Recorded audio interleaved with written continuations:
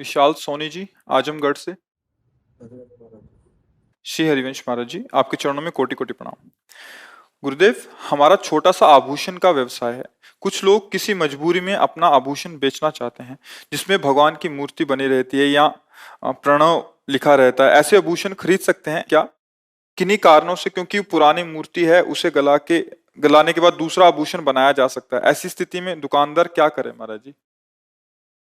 देखो, जो जिनको केवल लौकिक लाभ की, तो उनसे हमारा कोई संभाषण ही नहीं है। लेकिन यदि आप यहाँ आए हो तो इसका मतलब आप कहीं ना कहीं भगवत कृपा पात्र हैं। तो जिसमें प्रभु का श्री विग्रह बना हुआ है, उसे हम स्वर्ण में गलाएं और अपने को सनातन धर्मी कहें, मुझे नहीं लगता, बहुत बड़ी हानि है। कोई भी बताओ, आप अपने प्यारे की छवि को आग में झोंक सकते हो क्या? जिससे प्यार हो उसकी फोटो। हमने तो स्कूल पीरियड में देखा बच्चों को, जैसे नहीं, पर्स में अगर दूसरा छीन भी ले, देख भी ले, तो उसको पीटने की कोशिश करता था। मतलब हमारा वो पर्सनल प्यार का विषय है, आप उसे दे। तो हमारे आराध्य देव की छवि, आराध्य देव के धातु के श्री विग्रह मान लो, अब उनको हम गला सकते हैं। व्यापार, सांसारिक लाभ, ये तो तुम्हारे चिंतन में होगा, लेकिन इसका जो स्वरूप है वो क्या होगा? आप केवल एक व्यापारी हैं। व्यापार किसके लिए? धनोपार्जन के लिए। धनोपार्जन किसके लिए? जीने के लिए। तो जी किसके लिए रहे हो? भोगों के लिए। फिर तो फिर तो कोई प्रश्न ही नहीं बनता। अगर प्रश्न बनता है तो फिर हम ऐसा नहीं कर सकते। हमारे ठाकुर का विग्रह हो और हम उसे आग में गलाएं, ये अपने से तो, अपनी सलाह में नहीं। मनमानी कुछ भी करो, सलाह में नहीं। मुझे ऐसा लाभ नहीं चाहिए। और उपाय करेंगे और कर ले, लेकिन भगवत विग्रह बना हुआ है, मतलब वो श्री कृष्ण रूप है या राम रूप है या गणेश रूप है या गौरी या लक्ष्मी रूप, कुछ भी रूप रखा हुआ है और बड़ा लाभदायक है, क्योंकि वो पुराना सोना हमें दे रहा है, तो काफी हमें प्रॉफिट हो जाएगी। हमारी दृष्टि में क्या नजर आया? केवल सोना ही तो नजर आया, लौकिक लाभ नजर आया। लेकिन सोना जो तुम समझ रहे हो वो नहीं है, जो है उसे तुम समझ नहीं पा रहे, और जो है वही लाभ देगा। ये तो सब करोड़ों अरबों रुपए कमाए और एक झटके में रोड में फैल गए, मैं गाड़ी परिवार सहित सब। कर्म बिगड़ जाते हैं, कर्म बिगड़ गए। अब एक आदमी तलवार से लेकर हमारे विग्रह को काटता है तो हम उसको विधर्मी और कोसते हैं, कहते हैं नीच। हमारे भगवत विग्रहों को समझ रहे ना हमारी बात? और वही हम उसी भगवत विग्रह को थोड़े से लाभ के लिए अग्नि में गलाते हैं, तो हम में उसमें क्या अंतर रहा? आप हमें बताओ, कोई अंतर आप मानेंगे? है? कोई अंतर नहीं तो है। प्रभु, बस हम यही आपको समझाना चाहते हैं कि कम लाभ, धर्म में जीवन, नमक रोटी, सुखी परिवार, आनंद में जीवन। ज्यादा धर्म विरुद्ध आचरण, वो फिर हानि हो जाएगी। वो बहुत विचित्र खिलाड़ी है, ऐसे खेल खेलता है जिनका हिसाब हमारी समझे में नहीं आता है। बहुत विचित्र। या रहस्य रघुनाथ कर वेग न जाने कोई। जैसे हमारे सामने राधा नाम लिख दिया जाए और कहा जाए पैर रख करके नागो, नहीं तो तुम्हारा गला काट देंगे, तो हम गला कटवा लेंगे, पैर थोड़ी रखेंगे, क्योंकि मेरे आराध्य देव का नाम है। नहीं, तुम्हारा गला काट। एक फूल की पंखुड़ी अगर प्रभु के श्रीअंग के आभूषण में बनी हुई है और वो गिर गई, अगर वो हमारे, तो हम पहले उसे ढूंढेंगे, उसे उठाएंगे, नहीं तो हृदय जलेगा, धोखे से न छू जाए। एक पुष्पदंत नाम के भगवान शिव के बड़े पार्षद हुए हैं। तो भगवान शिव के लिए एक राजा की पुष्प वाटिका से सुंदर सुंदर पुष्प रात्रि में ले जाते थे। तो राजा को पता चला कोई ऐसा अव्यक्त चोर आता है जो सारे फूल बगीचे के ले जाता है, सुंदर कमल, सुंदर ऐसे। तो उन्होंने विद्वानों से बात की, ऐसा कौन चोर हो सकता है? कि जो अव्यक्त रूप से आता है वो लेके बाहर सब पूरी फौज लगी हुई।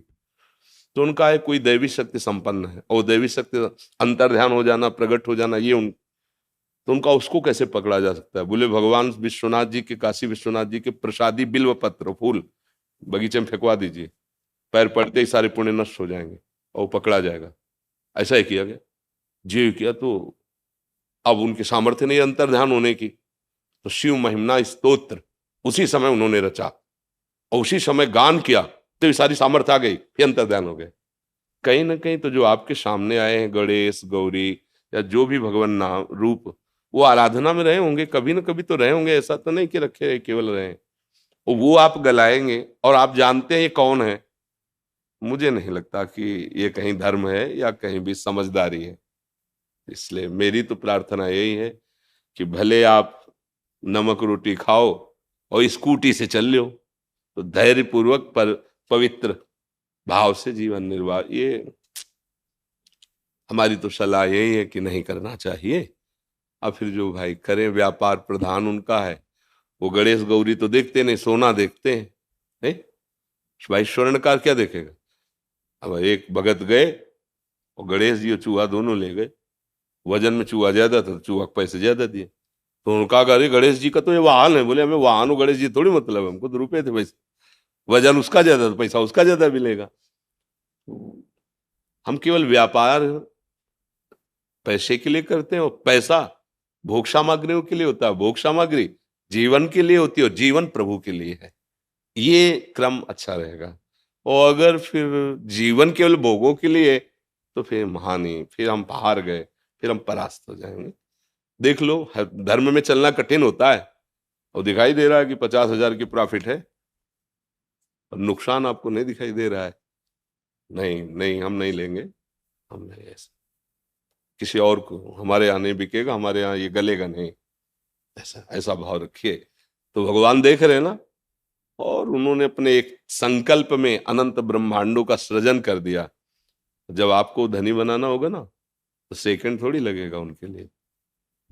आप कितनी भी मेहनत करो, गांव की कहावत है कि जब देते तो छप्पर फाड़ के देते, नहीं कहते? ऐसा ही कुछ है उनका खेल।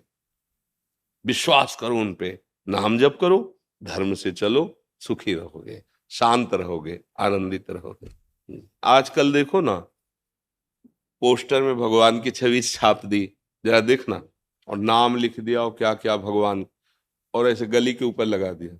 अब वो पोस्टर फट करके नाली में पड़ा है। ठाकुर भी पड़े हैं और उनमें गुरु जी की भी छवि है, उसमें नाम भी है। मतलब कहाँ हमारा धर्म, समझ में नहीं आ रहा है। जिनको हम सिंहासन में विराजमान करते, वो नाली में पड़े हैं, वो लोगों के पैरों के नीचे आ रहे हैं, इसलिए तो बुद्धि भ्रष्ट हो जाती है। कहाँ परमार्थ का मतलब? आराध्य देव की छवि आराध्य देव है यार, तमाकू की पुड़िया पे आराध्य देव की छवि, भगवत स्वरूपों को थैले में, लिफाफों में, ब्याह के कार्डों में। अब ब्याह का कार्ड तो ब्याह ही किस तारीख को ऐसे फेंक दिया फिर, और उसमें प्रिया प्रीतम बने, उसमें शिव उमा बने हैं या सीताराम जी बने, उस समय तो क्या होता? सारे सुकृत नष्ट हो रहे, बुद्धि भ्रष्ट हो रही। समझ पा रहे हैं? आराध्य देव की छवि लगी हुई है, भगवान का रूप लगा हुआ है। पर अब कलयुग का देखो ना प्रभाव, देखो ना, बहुत अंदर जलन होती जब पोस्टर फटा हुआ प्रभु का नीचे देखते हैं, तो लगता है देखो इन्हीं को सिंहासन में विराजमान किए, और इन्हीं की देखो। अरे भैया निमंत्रण देना, तारीख है, ब्याह का स्थान ये है, ब्याह यहाँ हो रहा है, आ जाइए बजे।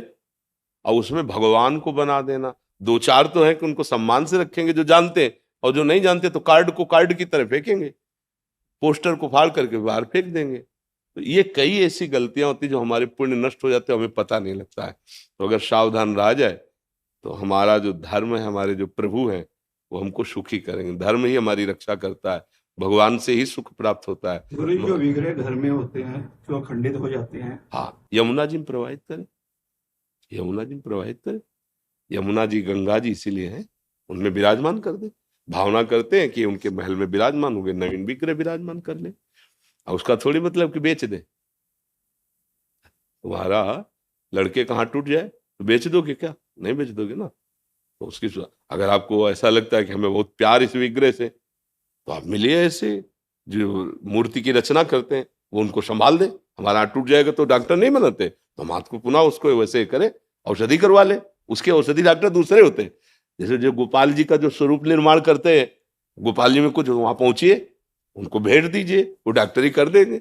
अगर आपको ऐसा लगता है कि गोपाल जी नवीन रूप में विराजमान, तो यमुना जी को दे दीजिए कि हे महारानी, जो आप महल में अपने गोपाल जी को विराजमान करो, मैं नए स्वरूप से सेवा में विराजमान करता हूँ। हमारी दुकान है, हम प्रिंट करते हैं। हाँ पूज्य महाराज जी वही कह रहे हैं ना, विग्रह स्वरूप या नाम आए ना उस पे। हाँ, मतलब प्रिंट काहे करते हो? दुकान उनकी प्रिंटिंग प्रेस है, के कार्ड वगैरह आगे कार्ड हो गए। हाँ, तो अब हम तो भाई यही कहते हैं, हमारी बात कोई मानेगा?